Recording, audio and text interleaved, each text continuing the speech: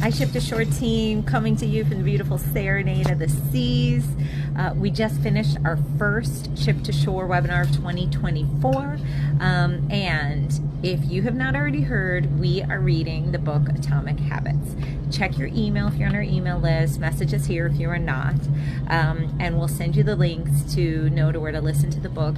You basically have to do 15 minutes a day for the next 20 days of this amazing book.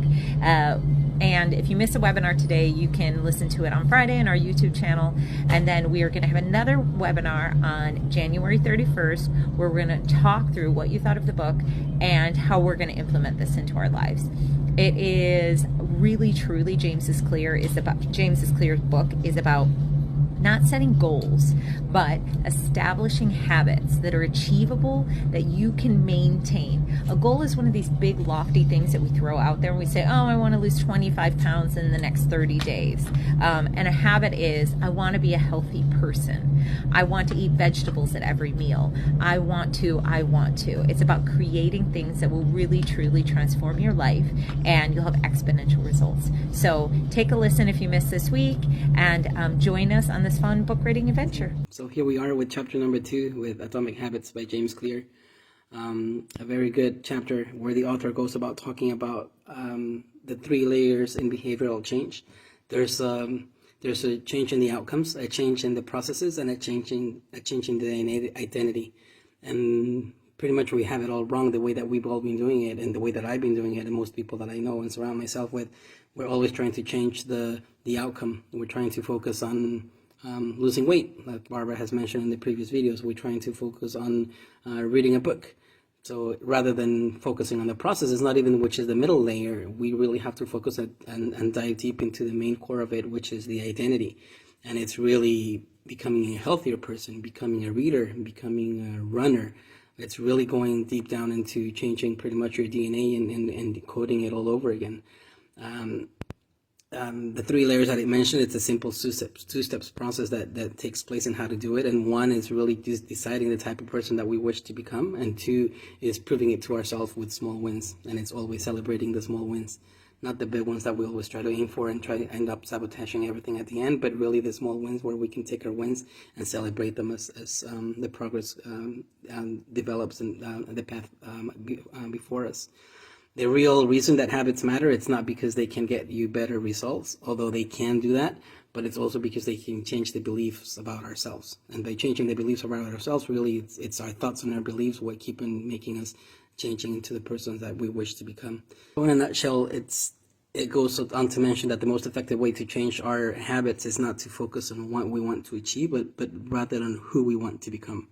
By asking ourselves what type of person we would want to become and what type of person we would like to get the outcome that we wish. So tonight, for example, I'm setting up 2 alarms, one for the person that I am and one for the person that I wish to become one day. But it's the little habits, the little changes that we're going to start doing. Not in the first layer, not in the second layer, but really in the 3rd layer, which is our identity and who we are and who we want to become. And today my day is chapter 3 from Atomic Habits. For those of you who have not been with us, we are reading a book together. You can listen to the audiobook, you can listen to our webinar on it, but let's start our year not with goals, but with changes and habits. So yesterday, Christian talked about chapter number 2, and I'm talking about chapter number 3. And so I'm going to give you a really quick summary. So James Clear starts off the chapter talking about cats. That cats got put into a box, and there was a series of levers and poles and mazes that they had to go through to be able to get to the reward or the food once they got out of the box. And that in the beginning it took the cats over 90 seconds, and they were highly frustrated, scratching, trying to get out of the box. But over time, and it was really quick, I can't remember how many minutes, but they got from 90 seconds to a minute to 30 seconds, and eventually they were doing it, I think, in 6 or 7 seconds, because they had learned what the game was. So really for us, a habit is a behavior, and the proof in this experiment is that it has to be repeated enough for it to become automatic. With the cats, as soon as they went into the box, they knew that it was a game, and they knew that it was that they had to get out by clip, clip, clip, clip, clip, touching a couple cues or things to get out. And this is the game that we have to start playing in our own lives. So he talks about how we make our habits automatic. So the second thing in chapter number 3 was really the ultimate purpose of having a habit is to solve problems. So we as human beings want to solve the problems of our life with as little energy and effort as possible. So if we have a goal that is out there, if we have this vision of the person that we want to become, we have to make sure that the path that we put ourselves on and the habit that we create is easy. I'll go back to the gym analogy. It's the putting your workout clothes or your gym shoes next to your bed. So in the morning, first thing you do is you have to stumble over them. The next point that he had is that any habit can be broken down into a feedback loop. So this is the first time in the book that he introduces this idea of the feedback loop. And I think it's really important that you read this and you listen to the examples, because it's kind of confusing to understand. I've read this multiple times and I still get stuck in this part, is that in this feedback loop, you have a cue, you have a craving, you have a response, and you have a reward. And so he's saying every single thing in your life, you walk into a room and it's dark in that room, you have a cue, it's dark, I can't see. You have a craving, I want to see. You have a response, you start looking for the light switch. You flip on the light switch and you get a reward, you can see. And so he does this everything from smoking a cigarette to turning on a light switch. Every single thing follows this cue, craving, response, reward. And we have to figure out the pattern that we have in what our behaviors are. So the 4 laws of behavior change that he presents in this chapter is really about setting rules so we can build better habits. And this is taking this feedback loop that he talks about and making it something that will make our habits ones that stick. So the 4 things that he presents that will help us build better habits is making it obvious. So this is the shoes by the side of the bed. Making it attractive. So making sure that, your gym or whatever it is, there's not a lot of barriers that come between you and getting there. Making it easy, that's attractive as well.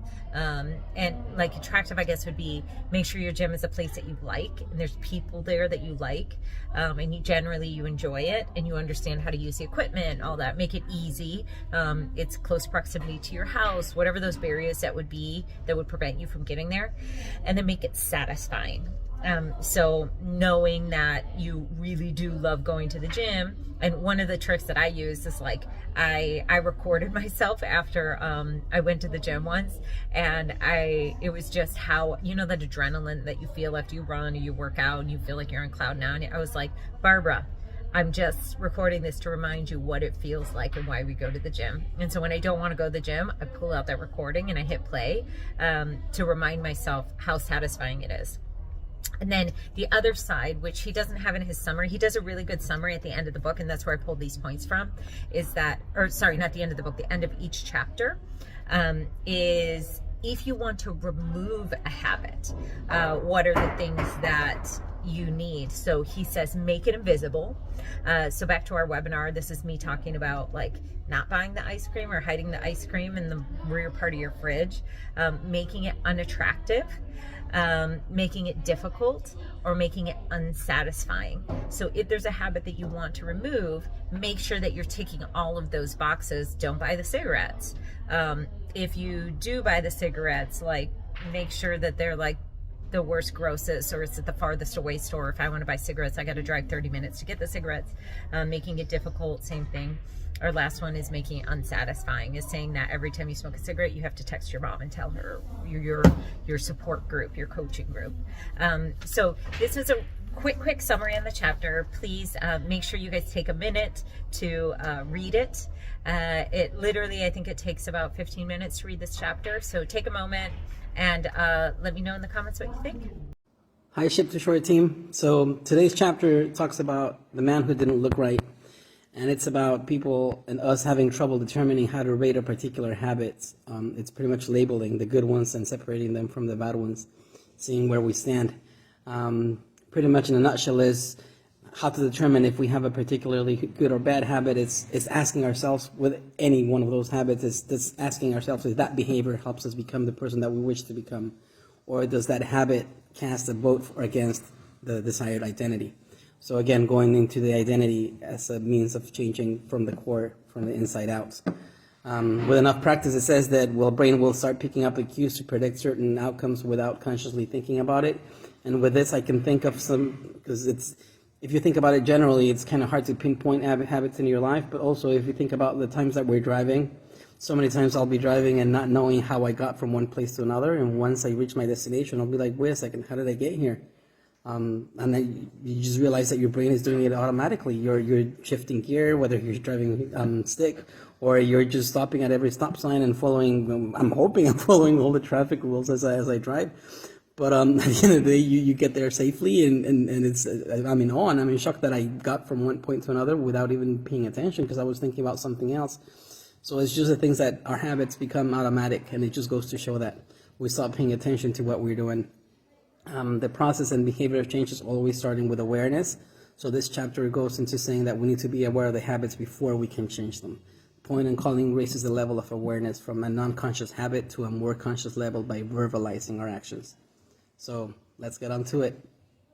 Friends, here is chapter 5 from Atomic Habits in 90 seconds. Okay, so what I love about this habit is it talks about that the first law of habit change is making it obvious. And so how do we make something obvious?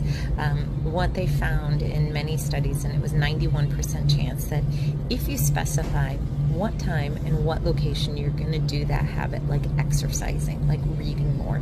You don't want to be saying, I want to read more. You want to say, I'm going to read at this time at this location. So that is fundamental. But the next theory that he presents is about habit stacking. So it's basically looking at the habits that you already have established in your life and stacking that onto something that you do. So if you already shower every single evening before you go to bed, what you would be doing is you would be putting your book onto your pillow and stacking that habit. So you take a shower, you come out. After I take a shower, I will read one chapter of my book. And before you go to bed, you're going to read your chapter. And how you identify your habits is you just basically go to what are the things that you do every single day with consistency, and then what's a new habit that you're trying to implement. It's not enough just to say a goal, I want to read more, I want to eat better. So take a look at chapter 5, you're going to love it.